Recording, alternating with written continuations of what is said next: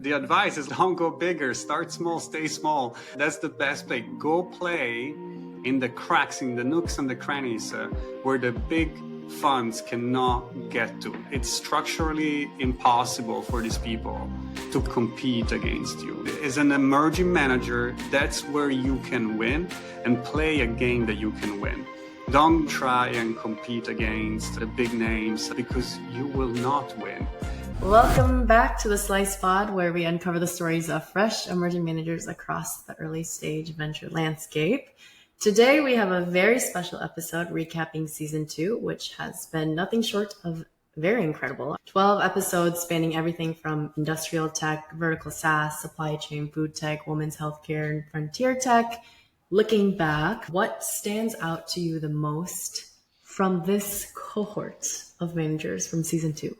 First of all, thank you, Sunwoo, because without you, this wouldn't be a thing in any shape or form. Huge props and kudos to you and all your prep, coordination, behind the scene research and writing. When we post an episode, there is a whole post that goes with it with in-depth research about that manager, that vertical that they're investing in, and that's all your work. So thank you on behalf of Slice and our audience. You've done an amazing job.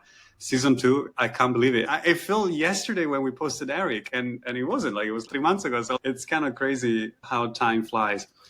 I feel that relative to our first season, we've definitely gone up a level in terms of quality of managers. And not to take anything away from our first season, but it does feel that these folks here are a lot more in the inside track of Silicon Valley, and they are a lot more sophisticated in their ways. That's probably the first things that kind of sticks to me. What about you? What struck you about this bunch of names?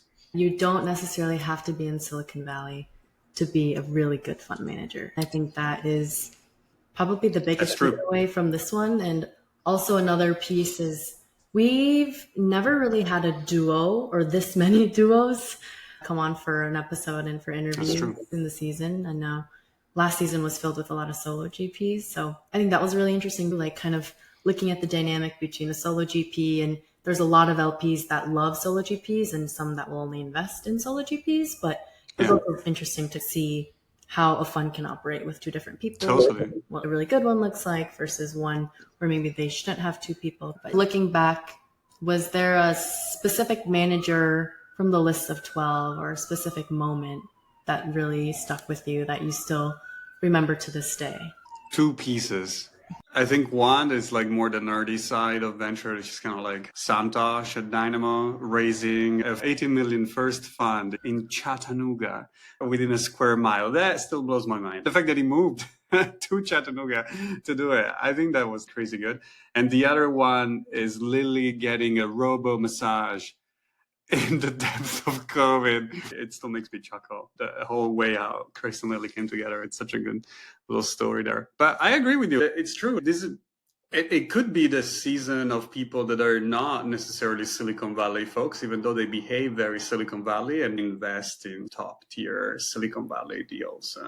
Ahead of big tier 1 Silicon Valley firms. When I look at the list, Ethan with his pirate hat, I think that was a cute little moment. These are just memories that stick out. But the conversations were all really high quality. I really enjoyed all of them. Yeah, for sure. And I think this season was the first where we got to announce a couple of funds, which was really exciting. And I felt very special when the managers let us do that. So congrats to those managers. You know who you are. And speaking of Chris and Lily, why do you think people love the solo GP model and are not so favorable of the co-GP model? And you're going straight in for the kill. What's your take on building solo versus as a team at such an early stage? Yeah, you and I talked about this many times, right? I have the strong belief that you should be solo. I think it comes from entrepreneurial experience. As an investor in a startup, there is a desire to de-risk. And so, in certain sense, it's good to have more than one person because in the day-to-day, that lonely journey, they will each have each other's back. And so there is continuity not even in the most dramatic sense of somebody getting run over by a bus, but also if somebody decides to do something different or just loses the plot. It's easier in a way to underwrite duos or more than two people than it is to underwrite a single person. I personally believe that if you are going to do this, you should be comfortable doing this on your own, first and foremost. When you bring somebody along, it needs to be abundantly clear what it is that they bring to the table relative to who you are. There is always a lead, even though there's been some situations where it's not really clear who is leading and who's not, but there is always one fire that burns hotter than the other. And there is always somebody that initiated a conversation that was like, hey, we should do this together. What does the other person bring? If I think of Atlas, Cam, and Talal, it's very clear how different they are and complementary they are. It's abundantly clear. I think there is a risk there that, they may not always be together forever. Knock on wood, they will. I think that they're an excellent couple from that point of view. And there is a tension that keeps them together because once you break it apart, it's not as special. But there are other situations, and I don't think there was anybody in this specific cohort where it's not that clear why you need the other person. What are the roles and what are the differences? To me, that's always a bit of a red flag, and this is probably a contrarian opinion. I like to invest in entrepreneurs that have digested the fact that they are alone and they're going to do this on their own. You and I talk about, the founding team, but you don't need a co-founder. And I'm going to get a lot of shit for this and it's fine. But I do think that if you're truly an entrepreneur, you're going to do this on your own. You're just way too peculiar and particular and difficult to deal with that it's really going to be hard to find somebody that will stomach all of your quirks and features and kind of adapt to your style just like you would to them. And it's just so unique. And again, I think still Atlas, it's one of those unique situations for sure. But that's kind of like my hot take, I think. I'm curious what you think. Now that you've seen a bunch of the singles versus the duos or the 2+, I would say, because we have actually spoken to a number of trios and foursomes as well. I feel like whenever it is 2+, the first question is always, why aren't you doing it alone? And I think that's the thing that I personally, at least, like to figure out before we jump deeper. I think it's really interesting when you see models where each partner is individual. All the managers glorify the benchmark model. There is only one benchmark. Yeah, exactly. Yeah, there's people who make it work, which is great. But I agree with you. I think of Eric at 201, and he was like, I want to be the one-man Blackstone. I want LPs to look at my materials and not realize it's only a one-man band, but I will forever do this alone. And I respect him for that. He acts like he has a whole army behind him when in fact it's just him. Some of the best managers actually do that too. Jumping gears a little bit, going into the themes of season 2 and what we've learned. 24 episodes released now. We have a lot more in the bank, and we've talked to a lot off the camera, but it's something that you and I talk quite a lot about, and it's kind of the core thesis to Slice, but I don't know if we've actually talked about it on an episode together. And it's about fund size. Most folks who actually know us know that we like managers who really keep it small. By small, we're not talking sub 100, we're talking sub 20. We talked about why fund size is your fund strategy last season. It's only becoming more clear why keeping a small fund is your advantage. It's not Fund 1 is 7 million and then Fund 2 is 30 and you get bigger. You start small, keep it consistent over large periods and vintages.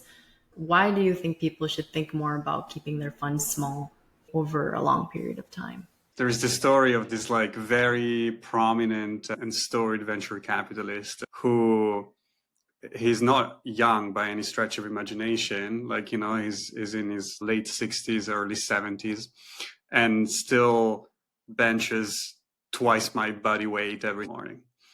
This person works at a large multi-stage platform storied venture firm. And I think these kind of multi-stage capital platforms, the Andreessens, the Indexes, the Sequoias, the Benchmark, the Lightspeed, the Kleiners of the world, they get the pick of the litter in whatever they want to do, wherever they want to be at. And they win every single time. And it's not that they win because of the brand, but because they employ the best people who have a relentless drive and they're relentlessly competitive, and they will always win. Going back to that idea of the 70-year-old guy benching twice my body weight every single day. And I don't want to compete with that person. And I also think that most emerging managers don't stand a chance to compete against that person. You can work your way to be in that position, but it's going to take decades of relentless execution. And maybe the window of time of graduating for a first-time $5 million fund to, growth permanent capital platform of like 20 plus billion, maybe that window of time is closed. Maybe there is no longer an opportunity for you to do that. And so where is the opportunity? The opportunity is to front run those platforms, to go earlier than them.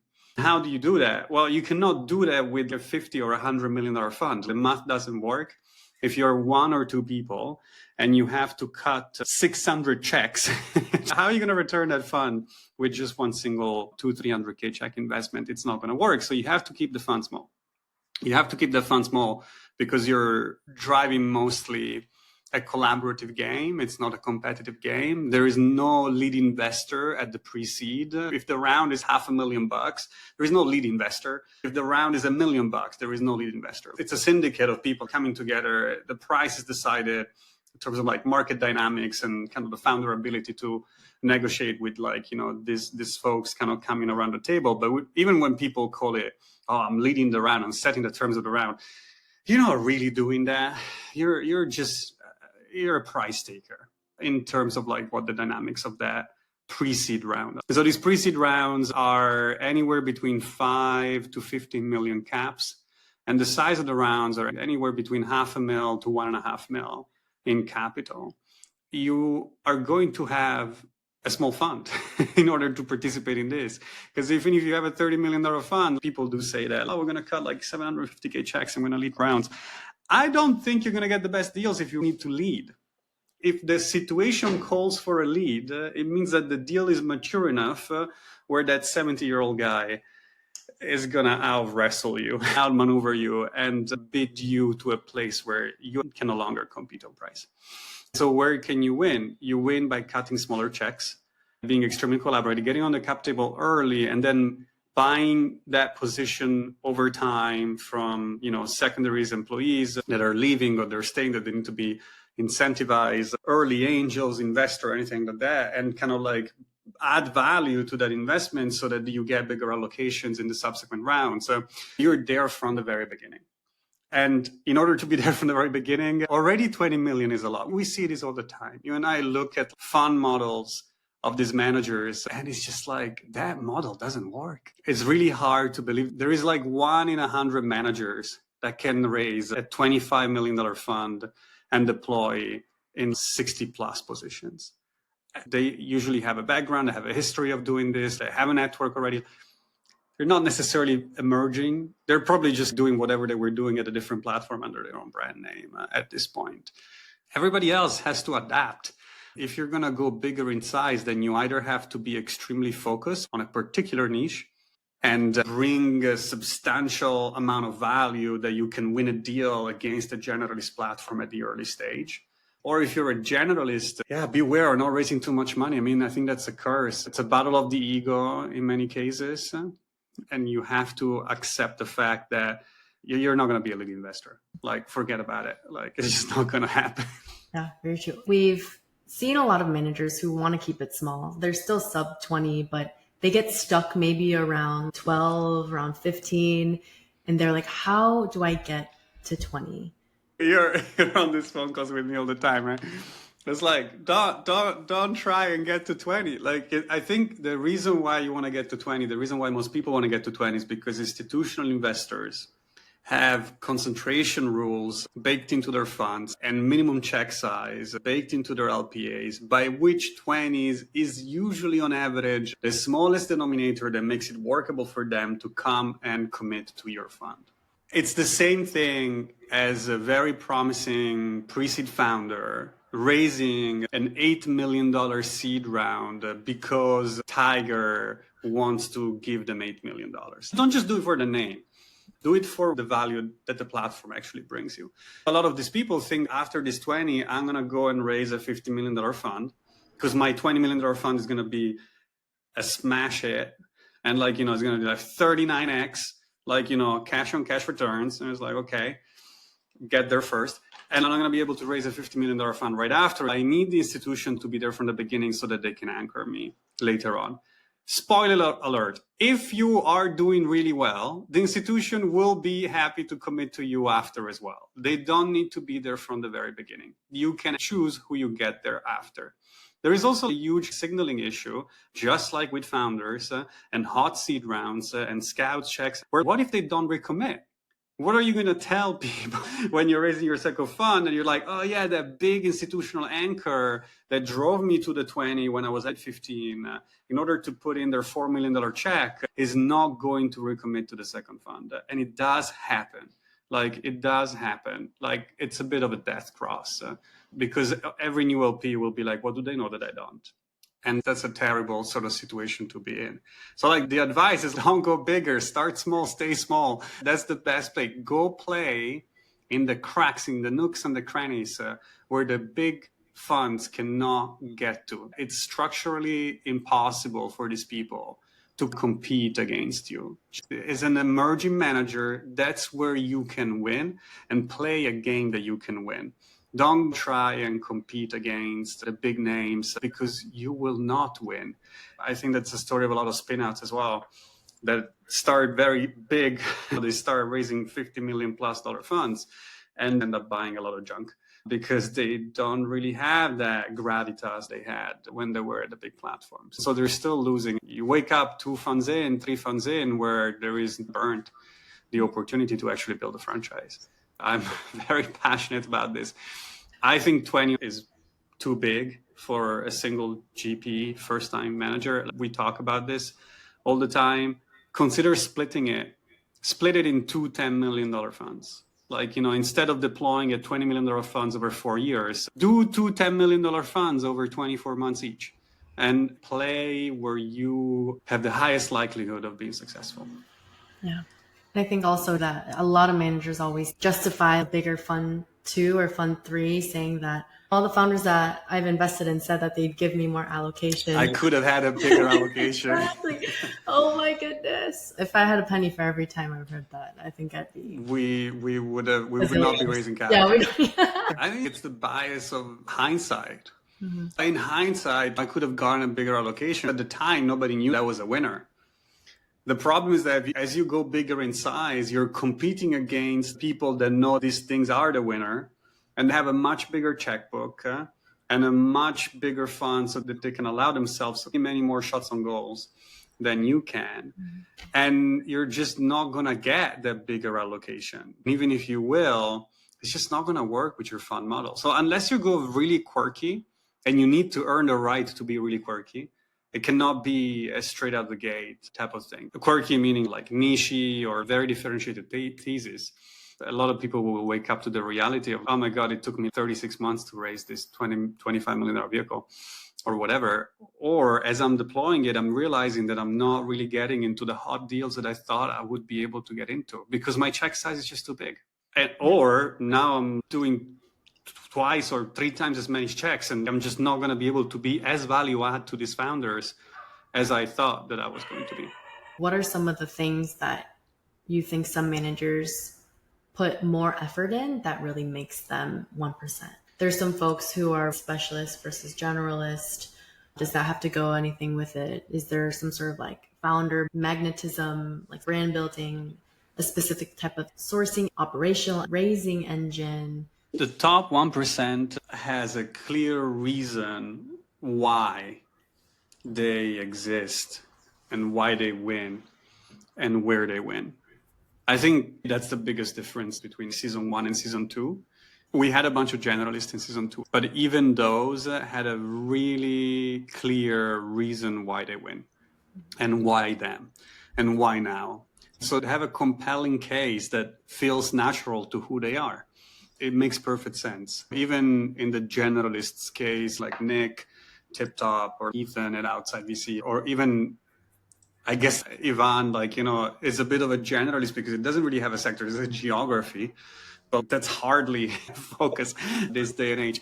So they always have a very clear reason why them, why now, and that suits them, that it's true to who they are. I think that's the biggest thing that separates, even for us when we evaluate a manager, we're like, I think one of the first criteria that we look at, how much do we believe that what they're selling, it's true to who they are? That's kind of like what we want to see, right? Mm-hmm. And it's not a matter of like looking at 17 years of investing experience. It's more like, is what you're pitching actually congruent to who you are as a person and what you're trying to do here? That's the biggest thing, the most important thing between people that differentiate themselves from somebody who is really, just has the opportunity to raise a fund and doesn't really know what they're, necessarily what is their differentiator. And maybe they try to pitch something that it's not who they are and how they go about things. I think you can see it. If you go back and listen to the episodes, you can definitely hear the difference between the ones that are doing it because there is no other thing they can do, and the ones that are doing it, it was an option for them to do it. But it's not necessarily the only option. It was just one of the options. Just thinking about that a little more as well is like all of these managers have some sort of angel record, but I don't think some are necessarily ready to graduate from that. And even if they have the track record, not every single angel should start a fund, even though that may seem like the obvious next step.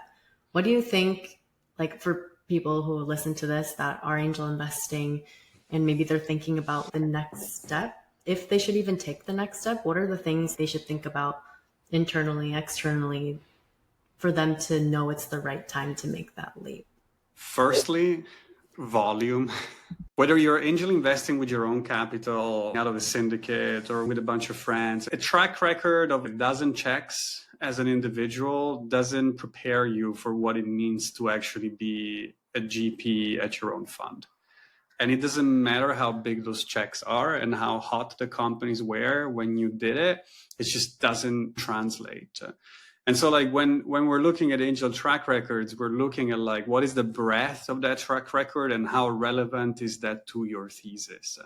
And a lot of the times we have managers that pitch their funds as leading rounds or cutting $500,000 or 750K checks in pre-seed and seed deals. And when you look at their angel track record, they're doing very small checks in very late stage cap tables, like late seeds, early series A's, like very hot rounds where like, sure, yeah, I will accommodate a 25, 50K check, but it's going to be a little different for a $500,000 check. There is a whole different set of implications when you're running a fund and when you're angel investing. It'd be interesting. I don't think we ever had anybody that actually looked at their angel portfolio from the lens of portfolio construction and sort of like try to emulate what they would have actually done with the fund with their angel portfolio. And look, there is many ways of doing it. Obviously, as an angel, you're like, cash constrained, but there is other ways that you can go about to prove, to signal your readiness to step up to the plate. And so were you able to get alongside your angel allocation a bunch of equity for sweat in terms of the advice that you provided to the company? Are you on the advisory board of that company? Were you invited to join as a board observer once they raised a meaningful amount of capital from a reputable investor? Show people that you are able to go through the motions and not just like, yeah, I've done 7 checks in 10 different names. Some have done really well, even though they're very small checks. The multiple is really impressive. And so I'm ready to start applying a bigger pool of capital. I think most people don't understand it's a completely different game. Like from being an angel and running a fund, there couldn't be more far from each other in terms of how you approach these things. I don't think that most emerging managers, most first-time managers actually present their angel track record in a way that is congruent to the thesis that they're pitching as their own fund, which is a pity because sometimes there is some overlap. There is a way to tell that story yes, there was a bigger allocation for me to get. And realistically, that was the number that would have gotten. Within my personal portfolio structure, I couldn't afford to cut more than a 25K check. And I had to downsize it. But I had been offered 100, 150, 250K, whatever it was. So those are the things. I do think, though, that most folks, not talking about the ones that we host on the pod, a lot of the ones that we talk to that don't make it to the pod, it's just not enough of a track record. It's just not enough of, and again, this is not about the volume of money that you have deployed. This is about the volume of experience that you've accumulated before you actually jump into the deep end, which shows the LP that you know what you're signing up to do. And you're not completely clueless and wandering into a minefield. I think that's probably the biggest. We've seen some stuff that didn't make any sense, like oversized angel checks relative to their angel track record in aggregate that didn't really make any sense and weren't properly articulated to make any sense. Just because somebody gave you an allocation of a couple of $1 million in their startup doesn't mean that you're now ready to raise a fund and do that systematically over the next 20, 40, 60 positions that you're going to invest in. It doesn't work like that. There's other ways to build your flavor and get a taste for what you want to build. I know a couple other GPs do this, but the one off my head is Nick at TipTop. Before he started his fund, he wrote angel checks into several emerging manager funds. That helped him realize what a really good fund looks like, what the important pieces are, what LPs look for, because he himself is the LP. And I think that was a really smart way to start building that experience and showing a good track record, and not just based on the investment and the amount you've gotten back. It's more so, what have you learned? What are the experiences? What are the lessons that you've paid to learn?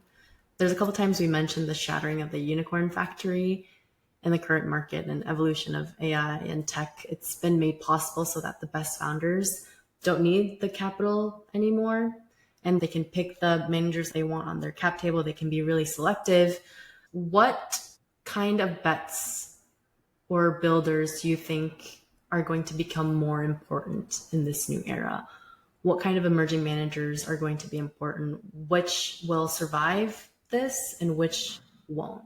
I think this is a very well-known secret in the big Silicon Valley firms, Khosla, Andreessen, Founders Fund. You do not get the GP position unless you have started a company yourself. I think the operator background, and I'm not talking an operator, I'm talking about founder, CEO type of background. Somebody that has actually come up with an idea, stake their reputation to go raise the capital, stake their reputation to bring people on board, build something that potentially doesn't even go anywhere. It doesn't need to get to an exit, but you have to have gone through the motions of standing at the bottom of the abyss, chewing glass, feeling mortified with yourself and your existence. And you have to have been humbled in the jungle of business before you earn the right to be able to go out and dispense advice.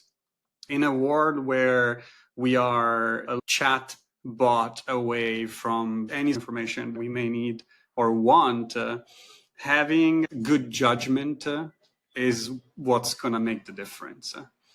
And I feel we've seen it's YC season right now. There's a bunch of pictures of all the VCs standing outside the YC office for demo day. The vast majority of these people have not earned that right. Let me be clear, and I don't care how much you're going to hate me for this. I've been a founder. I know what I'm talking about. They have not earned the right to give any sort of advice whatsoever. Because if you can give as good advice as ChatGPT, you're not useful, you're not needed, you're not helpful. Get the hell out of my way. If I am a founder that knows what they're doing, I'm just not going to take money from you. Who am I going to take money from? I'm going to take money from a peer that has been in my shoes. Doesn't matter whether they've been more or less successful than me in the past, but it's somebody that I can trust and I can relate to, that can actually show me my blind spots.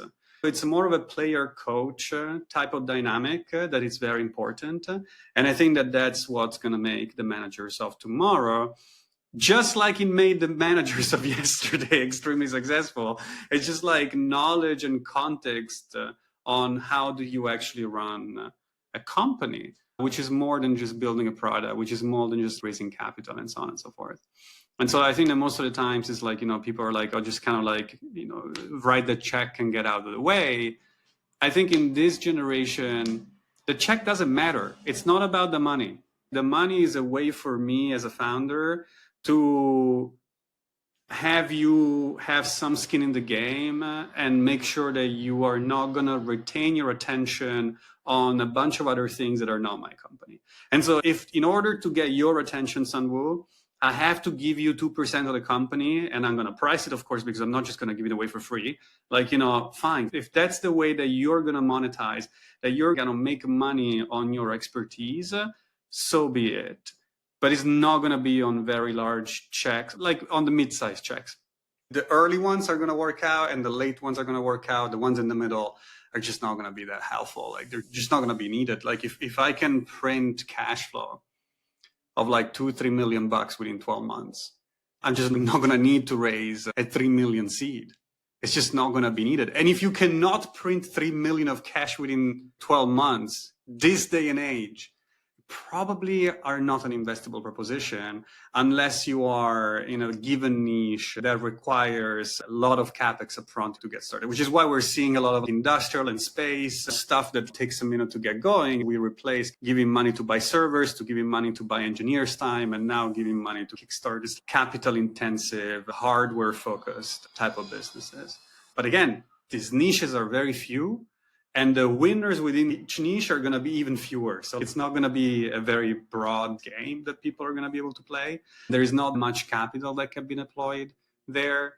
And there is not much space for new entrants, whether it's LPs, managers, or founders, to be able to actually play in those very niche fields. For everything else, less capital for sure, and more value-add judgment. That needs to come from a place of experience. It cannot come from a place of, I have invested in 600 companies over the last number of years, and I found 3 unicorns. That's not good enough. It's not about raising money anymore. It's not about playing the ABCD round game anymore. It's probably pre-seed all the way to what we would call this day and age, like more like a B2C round, but they will be called rounds that are just going to be very rich. And guess what? It's not going to be a $150 million fund it's going to be able to do that kind of round. It's just not going to be that. You've mentioned that the size of your fund should be the number of LPs that you keep. And I'm curious, what are the components that went into that thought, and why should managers really think about the importance of the number of LPs? Yeah, and by size, we should clarify, it's not like the capital, it's the number of positions. Because we're humans and there is this thing called the Dunbar number, we can hold more than 100 relationships at any given point in time. So if you're going to invest in 25 companies and you're going to have 25 LPs, that's 50 relationships right there. And that's just one fund. Now replicate that 2-3 times over, and all of a sudden there is way too many founders that you're dealing with and LPs that you're dealing with, to the point that you're spending your days. We see it on Twitter of people posting their calendars and be like, oh my God, there are so many calls. It's like, yeah, you put yourself in that situation.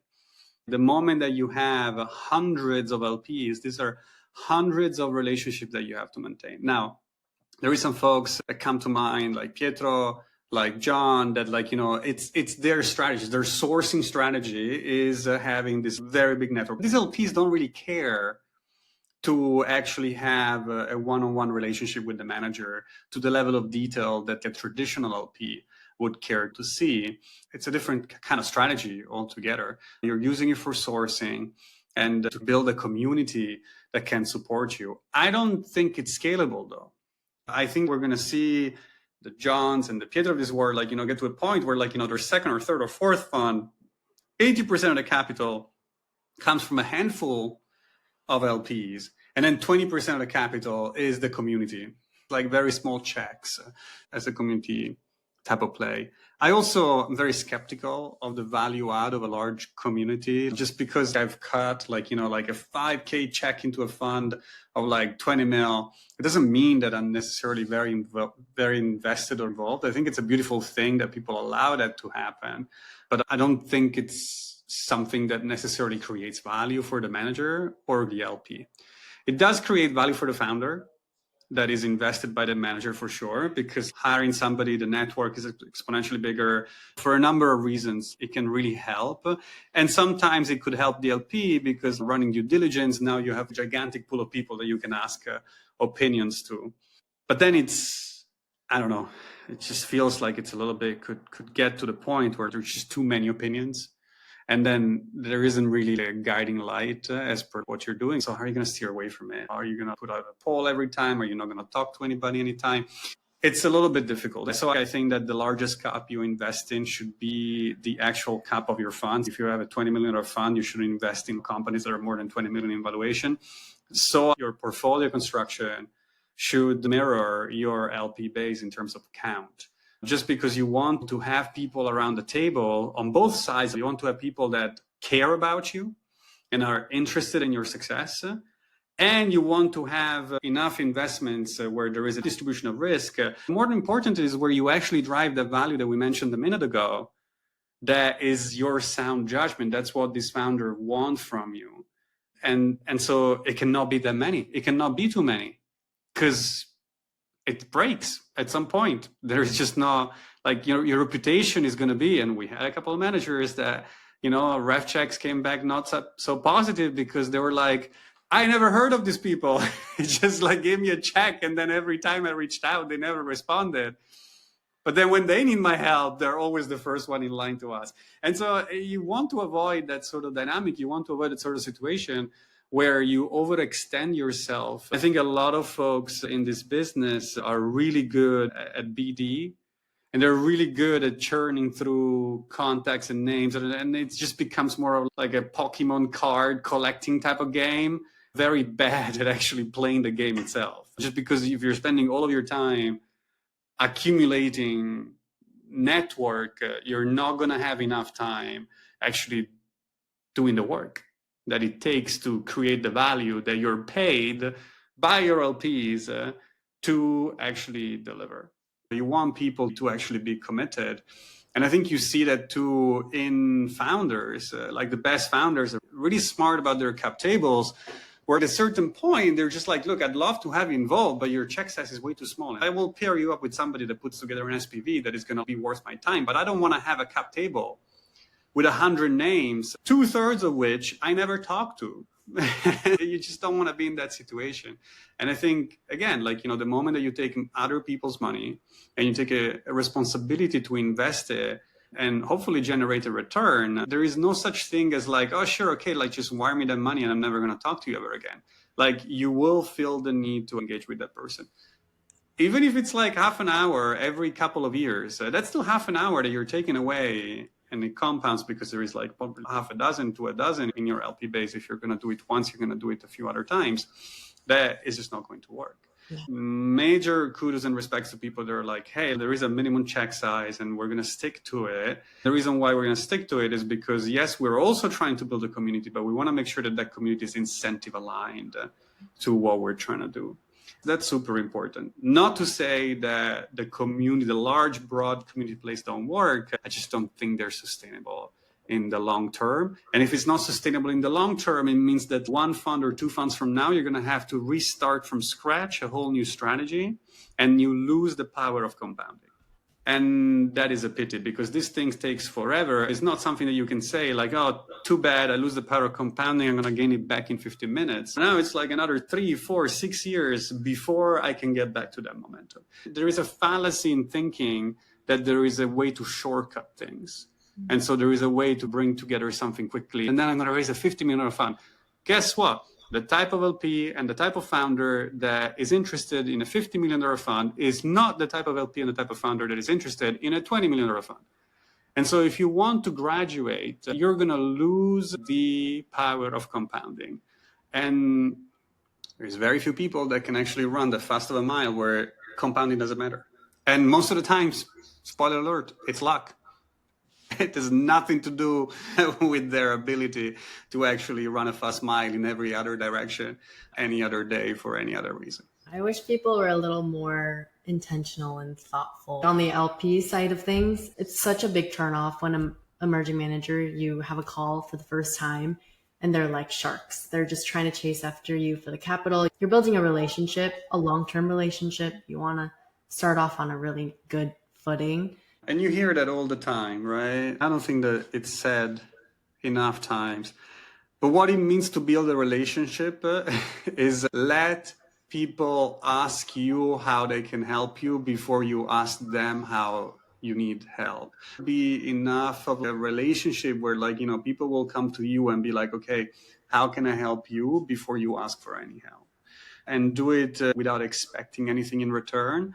Because that's what you do when you're building a relationship. It's not a transactional type of thing. I agree with you. I think that there is a big swath of the emerging manager community that thinks there is a bunch of LPs that are there dying to allocate capital into emerging funds. And I think that I've seen that as a founder, there was a very naive perspective of, oh, VCs have to deploy capital. So at some point, somebody's going to have to cut that check. No. First, there is way more demand than there is supply for these kind of things. So before we get to, oh my God, we invested in every single manager possible, we have to cut this check, I don't think that we'll ever see that day. That doesn't work. And also, like, I 100% agree with you. Like, you know, there's so many people that, like, you know, like, they're not even great salespeople. This is not a thoughtful follow-up. It's not a, hey, are you going to cut a check or not? If I haven't offered to invest as an LP in your fund, it's because I don't feel comfortable to do it yet. If I do feel comfortable, I will be the first one to let you know. I will come running, and you see me run. Oh, yeah. You see me get on planes to go to people to, like, I need to be in your fund. Please take my check. That thing happens, but these people never asked once for my investment. And again, it's not to say that that's the way that you get the money, but these people allow the relationship to be formed over time, and they proved themselves to live up to what they say that it is who they are. And that is, if you say that it is who you are, is like somebody that is constantly fundraising and very shameless about it, then that's sort of a negative signal, right? Rule number one is that you should be able to raise this capital without too much effort if you keep going out and asking for it. It shows me that you're having a hard time. It shows me that not that many people are offering to invest in you. I think it's probably part of the operator turned VC problem as well, where the cycles are so stretched. Raising a seed round, anything longer than a month, you're kind of like, there is some sort of a problem. But for a first-time manager, I would say that anything shorter than 12 to 18 months, it's sort of like questionable in nature. You're like, okay, how did that thing actually happen? There are very few people that deserve it. And the people that do it in less than that 12 to 18 months is because they have a track record that precedes them to a degree where they were already operating as an emerging manager before they decided to formalize it under an LPA. And they were doing it with their own capital, with a bunch of other people's capital too. They were syndicating the angel deals they were doing. They did really well, have that track record. But if you do not have a track record, don't rush it. It's off-putting. I agree with you. And it's even more off-putting when you're honest with the manager and then they disappear and never talk to you again. And it's like, okay, so you really honestly, really ever talk to me because of the money. And there is nothing more off-putting. Just kind of like feel like you're a walking ATM. Like in an asset class where everybody that is doing this is not doing this because of the financial returns. There is always some other reason behind it as well. The financial returns are obviously the guiding principle. But if it was for financial returns alone, you probably would allocate to a liquid asset class. You wouldn't do this for the financial returns alone. It's not the right approach. Yeah, we're investing in the human first and foremost. Looking back all the way to the first episode with Pietro, to the most recent episode we recorded, which I won't say because they're in queue for season 3, what has changed in Slice fashion? That's a very slice question. I remember it was almost a year ago, late August. I literally had to beg Pietro to be our first guest. He backed out a couple of times. I was close to flying to London and just be like, I really need this favor. I think that today Slice is more than just an idea. It's more than just our friends and family network. It's grown. I think that we talk to managers, like that network thesis that we originally had going into it, it's really playing out, where we're getting into places that we never thought we would ever be present. We didn't know they existed. We didn't know they were as interesting as they turned out to be. And I think the brand is compounding to an extent where folks are saying, hey, what these people are doing is pretty cool. You should talk to them. And we had more than one manager that was like, I don't do press. Not that this is any sort of press, but I don't do media. I don't like to put myself out there. We ourselves are really private people. You're not going to see that much stuff online about us or Slice in general. And so I truly do empathize when people are like, I don't want to be on a pod. I don't want to be seen as somebody who needs to promote something. I'm happy in my lane and thrive in the mystery, in the shadows. And I totally get that because it's been my entire brand for most of my career. So I cannot even hate on it. But what I'm seeing relative to season one is like, despite you don't need to be loud and obnoxious if you have a good pitch to actually go really far. And that's pretty amazing because I don't even know, fast forward a year from now, where this is going to take us. I have no idea. It's going to be really interesting how far this actually grows. We started this because we didn't know if there were enough managers that fit the Slice profile. We took this empirically as an experiment to say, before we go and raise capital from other people and start a whole machine that is bigger than ourselves, let's make sure that we validate the market, that there is actually enough there to deploy in the asset class that we think is interesting to deploy into. And I think, 40 plus interviews, 200 plus managers, we can confidently say that we proved it. We're showing our LP base. We're not telling them to believe us. We're showing and sending these interviews to say, this is the kind of manager we want to talk to.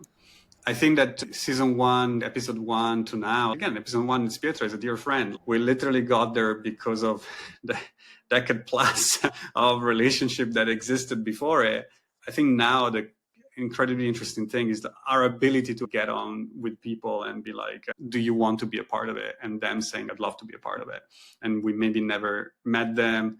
You maybe spoken to them for a screener, and their generosity and trust that they have in the brand. I hope that we could have gotten to this point when we started, but I didn't think it was necessarily a given that we would get to this point this quickly, I may add. And the one question that everyone's begging to know, what should be in your data room? What does the perfect data room look like? We're going to build a template because there is a lot of variance between what is a good data room and what is a terrible data room. I think there is 3 things that you need to have. You need to have a deck that is downloadable and it's a PDF. Like, very important, a PDF downloadable deck. I'm okay if you send me a DocSend. Trust me, if I'm going to ask for it, it's because I want to read it. Give me the option to download it. We all have our own CRM, so we need to store this document somewhere else. We'd like to see how the decks evolve over time. If you're not giving a PDF attached to an email, which is the most preferred way of doing it, enable the download, please. Second thing, we want to see your track record. Your track record as an angel and your track record as a professional investor. We want to see how much money you've deployed, dollar figure. Don't be embarrassed. It doesn't matter. This is not about the amount of money. This is about how you thought about the strategy.